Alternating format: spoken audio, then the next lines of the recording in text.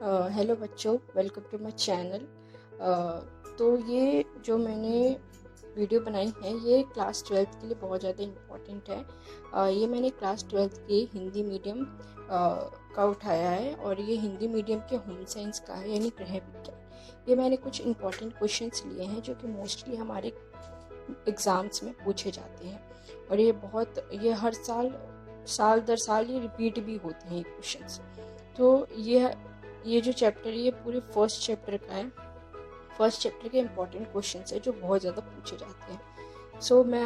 ये class 12th का first chapter है, वृद्धि एवं विकास के क्षेत्र एवं सिद्धांत। तो वृद्धि एवं विकास का है ये चैप्टर। इसमें भी ये बच्चे के बारे में पूछा गया है, जीवन के काल के बारे में पूछा गया है इसमें।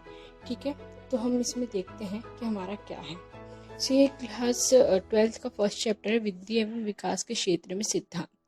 ये चैप्टर का नाम है, होम साइंस है, क्लास 12th का। ठीक है, हमारे पास यूट्यूब चैनल पे इंग्लिश मटेरियल तो बहुत सारे अवेलेबल है, लेकिन जो हमारे पास जो अवेलेबल नहीं है वो हिंदी मटेरियल है। हिंदी मटेरियल हमारा अवेलेबल नहीं होता है यूट्यूब पे, बहुत कम है, बहुत ज़्यादा ही कम है। सो उस पेज पे मैंने बनाया है हिंदी वाले बच्चों के लिए। सो इससे आपका पूरा होल 1 चैप्टर आपका कवर हो जाएगा बहुत अच्छे तरीके से, और ये रिपीट भी होते हैं बोर्ड में। सो ये जो है हमारा क्लास 12th का फर्स्ट चैप्टर है होम साइंस का। सो इसमें यह पूछा गया है कि यह जो चैप्टर है वो वृद्धि एवं विकास से रिलेटेड ही है। सो इसमें जो हमारा फर्स्ट पॉइंट, जब हम पढ़ ही रहे हैं वृद्धि एवं विकास, तो हम पहले वृद्धि एवं विकास की परिभाषा देखते हैं। हमारी परिभाषा है क्या? तो हमारी वृद्धि एवं विकास की परिभाषा है कि वृद्धि का अर्थ, समझिएगा, वृद्धि का अर्थ शरीर का आकार व रूप में बढ़ना है। वृद्धि का अर्थ है, वृद्धि मतलब बढ़ना, तो वृद्धि का अर्थ है कि हमारा जो शरीर है वो शरीर व आकार, शरीर शारीरिक रूप से बढ़ना। ठीक है, वृद्धि का अर्थ है शारीरिक रूप से बढ़ना। ठीक है, इसी को वृद्धि बोलते हैं। वृद्धि का अर्थ है शरीर का आकार व रूप में बढ़ना। गर्भधारण, गर्भधारण मतलब कि जब बच्चा पेट में होता है तब से लेकर उसके जन्म तक वृद्धि होती रहती है उसके माँ के गर्भ में। उसके बाद वह स्वयं ही अपना भोजन लेता है दूध के द्वारा, और वो शारीरिक क्रियाएं भी करता है। तो गर्भधारण के पश्चात वृद्धि आरंभ हो जाती है। और परिपक्व मतलब कि जब तक हमारा वृद्धि हो रहा है और हमारा विकास हो रहा है, जब तक हम परिपक्व नहीं हो जाते हैं, यानी हम शारीरिक एवं मानसिक रूप से विकसित नहीं हो जाते हैं, तो उसको परिपक्व बोलते हैं। जब हम शारीरिक एवं मानसिक रूप से विकसित हो जाते हैं तो उसे परिपक्व बोलते हैं, और परिपक्व अवस्था तक चलती रहती है। ये हमारे वृद्धि की परिभाषा है। एक बार मैं फिर पढ़ लेती हूँ। वृद्धि का अर्थ शरीर का आकार व रूप में बढ़ना है। गर्भधारण के पश्चात वृद्धि आरंभ हो जाती है और परिपक्व अवस्था तक चलती रहती है। ये हमारी वृद्धि का है। विकास, अब हम विकास के बारे में जानेंगे। विकास की परिभाषा क्या है? तो विकास का अर्थ है बालक व्यक्तित्व में परिपक्व से है। जब कोई बालक के व्यक्तित्व में उसके जो व्यक्तित्व है उसमें वह अगर परिपक्व हो जाता है तो उसे विकास कहते हैं। ठीक है, ये आप समझ गए होंगे वृद्धि एवं विकास। अब हम थर्ड पॉइंट पे चलते हैं। ये भी बहुत पूछा जाता है, एक नंबर या दो नंबर के क्वेश्चंस में, कि जीवन काल चक्र की विभिन्न अवस्थाएं लिखें। ये हमारा पूछा जाता है बहुत सारे क्वेश्चनों में। तो पहले हमारी अवस्था है गर्भधारण, मतलब कि गर्भावस्था। गर्भावस्था को हम भ्रूणावस्था भी कहते हैं। गर्भावस्था को भ्रूणावस्था भी कहते हैं। और गर्भावस्था का मतलब है गर्भ धारण करने से बच्चे के जन्म तक, गर्भ धारण करने से लेकर बच्चे के जन्म तक को हम गर्भावस्था व भ्रूणावस्था कहते हैं। उसके बाद हमारा आता है शैशवावस्था। शैशवावस्था वो होता है जब हम यानी जब हमारे जन्म से लेकर 2 साल तक की उम्र का, ठीक है, उसे शैशवावस्था बोलते हैं। बाल्यावस्था वो होती है जब 3 साल से लेकर 11 साल तक के बच्चे की जो होती है वो बाल्यावस्था होती है। प्रौढ़ावस्था हमारी 20 साल से बाल्यावस्था के बाद किशोरावस्था होती है। किशोरावस्था 12 साल से लेकर 19 साल तक की। किशोरावस्था में होता किशोरावस्था 12 साल से लेकर 19 वर्ष तक की, ये हमारी किशोरावस्था होती है। फिर होता है प्रौढ़ावस्था। प्रौढ़ावस्था हमारी होती है 20 साल से लेकर, हिंदी में क्या बोलते हैं, हमारा नेक्स्ट है प्रौढ़ावस्था। प्रौढ़ावस्था होती है 20 साल से लेकर 60 वर्ष तक की, हम प्रौढ़ावस्था मान सकते हैं। ठीक है, 20 साल से लेकर 60 वर्ष तक की या 59 वर्ष तक की। और फिर उसके बाद आती है वृद्धावस्था। वृद्धावस्था तब तक होती है 60 वर्ष से लेकर मृत्यु तक, तब तक हमारी वृद्धावस्था होती है। 60 वर्ष से लेकर मृत्यु तक हमारी वृद्धावस्था होती है। ये आपको अवश्य ही समझ में आ गया होगा। गर्भावस्था, भ्रूणावस्था एक ही होते हैं। शैशवावस्था, बाल्यावस्था और किशोरावस्था, प्रौढ़ावस्था और वृद्धावस्था। ठीक है, अब हमारी जो नेक्स्ट क्वेश्चन है वो है वृद्धि एवं विकास के विभिन्न पक्ष लिखिए। ये बहुत ज़्यादा पूछा जाता है क्वेश्चन। ये हमारे 2 से 3 नंबर में पूछा जाएगा या फिर हमारे 5 नंबर में भी पूछा जा सकता है। और 5 नंबर में अगर होगा तो आपको ये सारे पॉइंट लिखने होंगे, प्लस इन्हें एक्सप्लेन भी करना होगा और निष्कर्ष भी लिखना होगा। ये हमारा सबसे इम्पोर्टेंट पार्ट होता है कि हमें निष्कर्ष ज़रूर लिखना चाहिए, तभी हमारा क्वेश्चन कंप्लीट माना जाता है। लेकिन बहुत से बच्चे ऐसे होते हैं जो कि निष्कर्ष नहीं लिखते हैं, हमारा क्वेश्चन लिख के निष्कर्ष छोड़ देते हैं, तो हमें वो नहीं करना है। अगर 5 नंबर में पूछा जाए तो आपको शारीरिक अवस्था, क्रियावस्था सबको एक्सप्लेन करके अच्छी तरीके से फिर करना है। वैसे 5 नंबर में भी पूछा जाता है। हम इसको देख लेते हैं। वृद्धि एवं विकास के विभिन्न पक्ष लिखिए। शारीरिक विकास, क्रियात्मक विकास, मानसिक विकास, सामाजिक विकास, संवेगात्मक विकास, ज्ञानात्मक विकास, संवेदनात्मक विकास और भाषा का विकास। शारीरिक विकास वही जो हमारी 20 साल तक की विकास होता है, जो हमारी गर्भाधारण से लेकर 20 वर्ष तक या फिर किशोरावस्था तक की जो विकास का क्रम होता है उसे शारीरिक विकास बोलते हैं। मानसिक विकास जो हमारे हम मानसिक रूप से कितना हमारा विकास होता है वो। सामाजिक विकास, भाषा का विकास वही कि हम कितनी शुद्ध तरीके से हम बोल रहे हैं, यह सब। ज्ञानात्मक विकास हमारा कितने ज्ञान का विकास हुआ है, यह सब हमारे क्वेश्चंस में है। ठीक है, और हमारा ये दूसरा है क्वेश्चन जो कि मोस्टली बहुत ज़्यादा पूछा जाता है।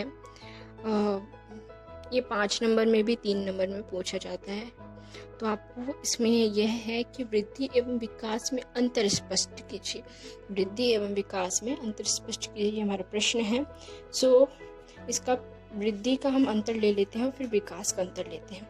वृद्धि मात्रात्मक होती है। जो वृद्धि होती है उसकी मात्रा होती है, एक सीमित मात्रा होती है, वही उसी वक्त तक उसका वो विकास हो सकता है। विकास मात्रात्मक एवं गुणात्मक दोनों ही होती है। वृद्धि का विकास मात्रात्मक एवं गुणात्मक, यानी वो लंबे समय तक भी विकास हो सकता है, और मात्रात्मक भी होती है और गुणात्मक दोनों ही होती है विकास।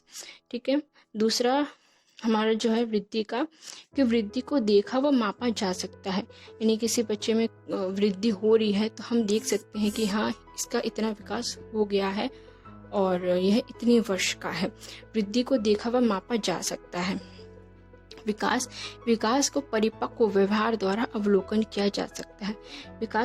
हम विकास को व्यवहार, जो सामने वाले का व्यवहार होगा, जो सामने वाले की बुद्धि जो कह सकते हैं या फिर उसकी जो ज्ञान होगी, हम उसके व्यवहार व उसके ज्ञान के द्वारा अवलोकन करके हम पता कर सकते हैं कि उसका कितना विकास हुआ है।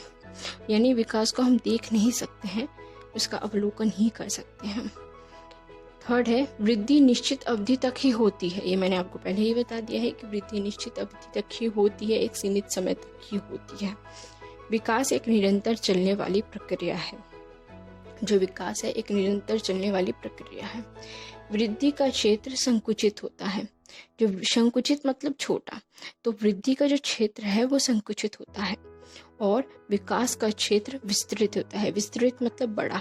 ठीक है, विकास का क्षेत्र विस्तृत होता है और वृद्धि का क्षेत्र संकुचित होता है।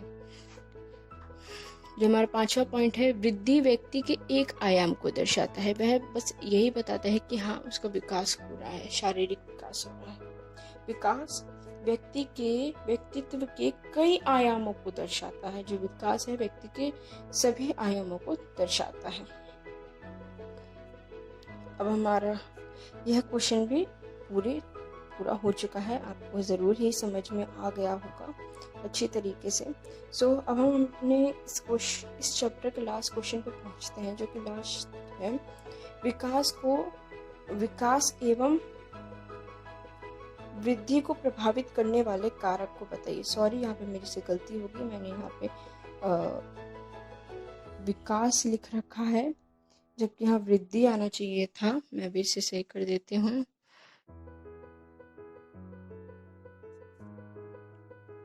तो वृद्धि एवं विकास को प्रभावित करने वाले कारक, वृद्धि एवं विकास को प्रभावित करने वाले मतलब कारक जो उसमें बाधा लाते हैं, जो हमारे विकास में बाधा लाते हैं, जो हमारे वृद्धि में बाधा लाते हैं, वह क्या चीज़ है? वो है ये भी बहुत पूछा जाता है। मैं आपको यहाँ समझा दे रही हूँ, आप उसको मेरे जो समझाया मैं उसके द्वारा आप एक्सप्लेन कर भी सकते हैं।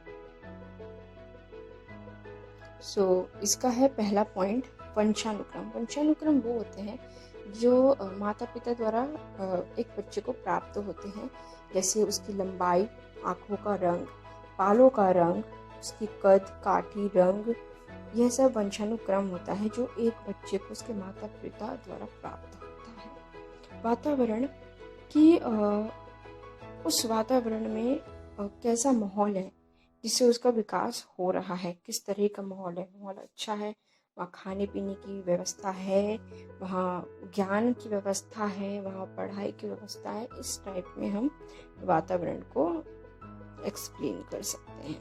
पोषण की सीधी सी बात है, वृद्धि एवं विकास के लिए पोषण अत्याधिक आवश्यक है। अत्याधिक मतलब अत्याधिक आवश्यक है पोषण।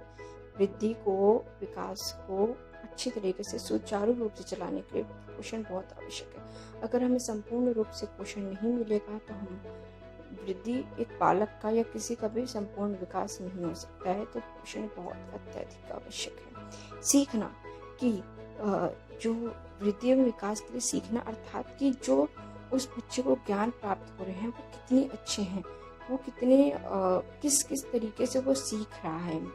मान लीजिए आजकल बहुत सारे बच्चों को खेलने के लिए बॉल दिए जाते हैं, तो बच्चा देख के कह सकता है कि वह बॉल है, लेकिन उसके सामने बॉल रख दिया जाए तो वो अनुभव करेगा और फिर कहेगा कि बॉल है, यानी सिखाने का तरीका।